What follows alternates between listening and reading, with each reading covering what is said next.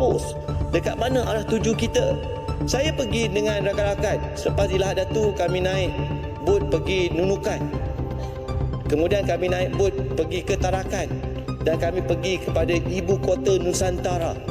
Melihat perkembangan bagaimana perancangan Indonesia Emas 2045. Saya secara pribadi, Tuan Yang Dipertua, bimbang dengan kedudukan kita. Dunia selama ini mengenal Indonesia sebagai raksasa yang tertidur. Namun hari ini, raksasa itu tidak hanya bangun, tetapi juga sedang menghentak bumi dengan proyek ambisius bernama Ibu Kota Nusantara atau IKN. Ketika awal proyek ini dicanangkan, banyak nada miring dan cibiran datang dari negara tetangga yang meragukan nyali Indonesia untuk mewujudkan mimpi sebesar ini di tengah hutan. Namun, fakta di lapangan bicara lebih keras. Progres pembangunan tahap awal yang menembus angka 95% telah membuktikan bahwa kemampuan eksekusi kita berada pada level yang jauh melampaui ekspektasi dunia. Apabila Jakarta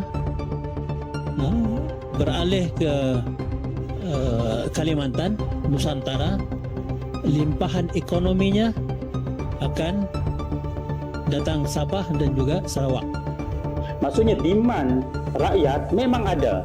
Cumanya bagi kita di Sarawak, infrastruktur in term of logistik. Keberhasilan Indonesia mendirikan Istana Garuda bukan hanya soal memindahkan batu dan semen, melainkan sebuah pernyataan kedaulatan yang mengguncang stabilitas psikologis kawasan. Efek kejut ini bahkan memaksa para anggota parlemen Malaysia menelan ludah saat menyaksikan kota masa depan benar-benar berdiri kokoh di depan mata mereka. Delegasi Malaysia yang datang langsung ke lokasi IKN kini tidak bisa lagi menyembunyikan wajah serius mereka, menyadari bahwa pusat peradaban baru telah lahir dan siap menggeser dominasi lama di tanah Borneo.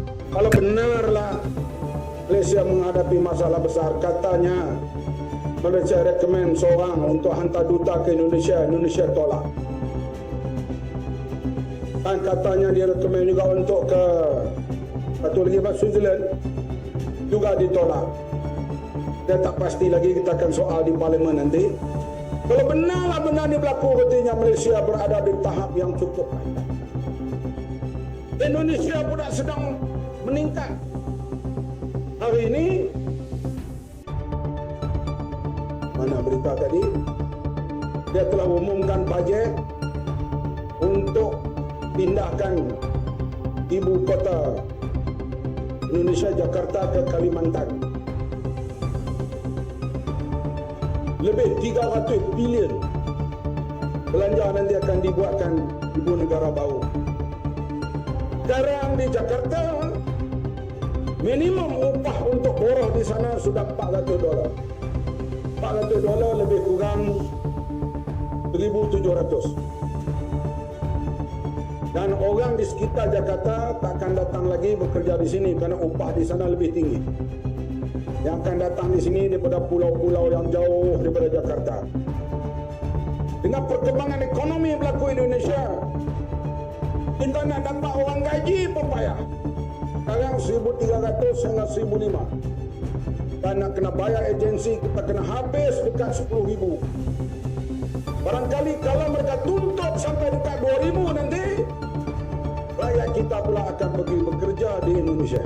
Keresahan di Kuala Lumpur bukanlah tanpa alasan, karena selama puluhan tahun pusat ekonomi Malaysia hanya berputar di Semenanjung. Sementara Sabah dan Sarawak seolah menjadi anak tiri yang jauh dari kemakmuran. Indonesia dengan keberanian luar biasa justru memindahkan pusat gravitasinya tepat ke jantung Borneo. Sebuah langkah yang secara langsung menantang dominasi ekonomi Malaysia di pulau tersebut. Kini warga di Malaysia Timur tidak lagi melihat ke arah Kuala Lumpur yang jauh di seberang laut, melainkan melirik ke arah selatan di mana Nusantara sedang bertransformasi menjadi magnet modal global yang sangat kuat. Pembangunan IKN adalah bukti nyata betapa Indonesia sudah melesat jauh meninggalkan pola pikir kolonial yang Jawa sentris menuju visi Indonesia Emas 2045 yang progresif. Sementara Malaysia masih terjebak dalam model pembangunan yang diskriminatif terhadap wilayah di luar Semenanjung. Indonesia justru menginvestasikan ratusan miliar dolar untuk memeratakan kemakmuran di Kalimantan.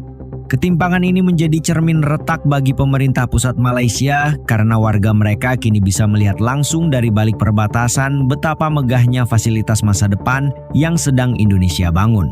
Gravitasi ekonomi baru yang diciptakan oleh Nusantara akan memaksa arus modal dan manusia untuk mengubah haluannya, menjadikan Malaysia terancam hanya menjadi penonton di rumah sendiri.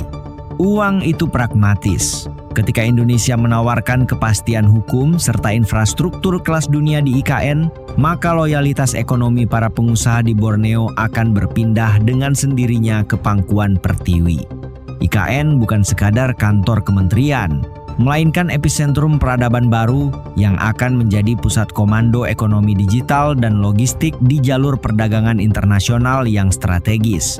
Sangat menggelitik melihat bagaimana narasi miring yang dulu dilempar publik Malaysia kini berbalik menjadi rasa iri yang dibalut kekhawatiran strategis akan masa depan federasi mereka. Jika Putrajaya adalah simbol kota pemerintahan masa lalu, maka IKN adalah standar baru kota futuristik dengan teknologi hijau dan konektivitas digital yang belum pernah ada di Asia. Kehadiran investor global dari Timur Tengah hingga Asia Timur yang mengantri di IKN adalah pengakuan internasional bahwa pusat pertumbuhan ekonomi Borneo kini telah resmi berpindah tangan ke Indonesia. Refleksi yang muncul di kalangan parlemen Malaysia adalah pengakuan jujur bahwa mesin pertumbuhan Indonesia sedang melaju dengan kecepatan yang tidak mampu mereka imbangi. Indonesia memiliki keunggulan demografi, sumber daya, dan keberanian politik yang menjadi kombinasi mematikan bagi siapapun yang mencoba meremehkan kekuatan merah putih. Pengalaman saya menerima beberapa kunjungan, ya, yang 2 bulan terakhir ini. Bulan lalu ada rombongan ketua MPR bersama seluruh wakil ketua dan ketua-ketua fraksi menginap di IKN. Ya. Beliau yang kalau yang sudah pernah meninjau sana, beliau juga apresiasi terhadap progresnya. Tapi kalau yang baru pertama kali benar-benar kaget, dan beliau yakin. Kagetnya maksudnya dengan image yang baik atau kaget bagaimana, Pak? Nah, ini jurnalis kan selalu gitu. Ingin tahu, Pak? Oke, itu terlalu baik, terlalu baik. Ya, dengan image yang baik, ternyata sudah progres jauh. Oh. Ya, beliau yakin, memberi semangat pada kami, teruskan Pak Bas. Okay. Yang kedua, kunjungan International Development Partner Visit. Jadi dari ADB, JICA, AIIB bersama beberapa duta besar datang ke sana. Oh iya, bahkan duta besar Belanda pun bersepeda ada itu di medsos. Beliau juga sangat yakin bahwa Indonesia bisa akan pindah. Nah, jadi menurut saya terakhir hoax yang banjir itu, itu pasti orang yang belum pernah ke sana atau pasti punya interest ya. Tapi saya kira biasa-biasa aja itu interest orang kan pasti boleh-boleh saja. Karena kalau istana banjir berarti Menko itu tenggelam. Kalau istana banjir, Menko pasti tenggelam. Oh iya, karena istana lebih tinggi ya? Lebih tinggi, Bos. Keberhasilan IKN adalah pesan keras bagi dunia bahwa Indonesia adalah pemimpin alami ASEAN. Sementara negara-negara lain di kawasan ini hanya bisa mencoba menyamai langkah kaki kita yang semakin lebar. Para politisi Malaysia mungkin bisa berkomentar diplomatis di depan kamera. Namun, di balik pintu tertutup mereka pasti sedang merumuskan strategi tandingan yang sayangnya sudah sangat terlambat. Kecepatan eksekusi IKN menunjukkan bahwa birokrasi Indonesia telah bertransformasi menjadi mesin yang efektif, jauh dari citra lamban yang selama ini melekat di benak pesaing kita. Kebanggaan nasional yang muncul dari setiap tiang pancang di Nusantara adalah energi yang tidak akan bisa dipadamkan oleh sindiran atau provokasi murahan dari pihak manapun.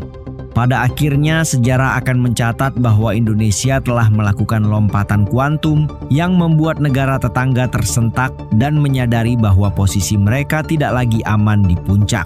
Indonesia bukan lagi sekadar pasar bagi produk asing, melainkan produsen kebijakan dan pusat inovasi yang akan mendikte arah masa depan Asia Tenggara melalui kehadiran ibu kota Nusantara. Angin perubahan di Borneo kini bertiup kencang dari selatan ke utara, membawa pesan bahwa fajar baru telah menyingsing di bawah panji merah putih dan dunia kini membungkuk hormat pada Nusantara. Nah, bagaimana menurut kalian Sobat Nusantara? Apakah kalian bangga melihat IKN bikin tetangga sebelah ketar-ketir dan mulai kehilangan pengaruh di Borneo? Tulis pendapat kalian di kolom komentar. Klik like sebagai dukungan untuk pembangunan IKN. Dan jangan lupa subscribe channel ini agar tidak ketinggalan informasi kedaulatan NKRI yang paling panas. Merdeka!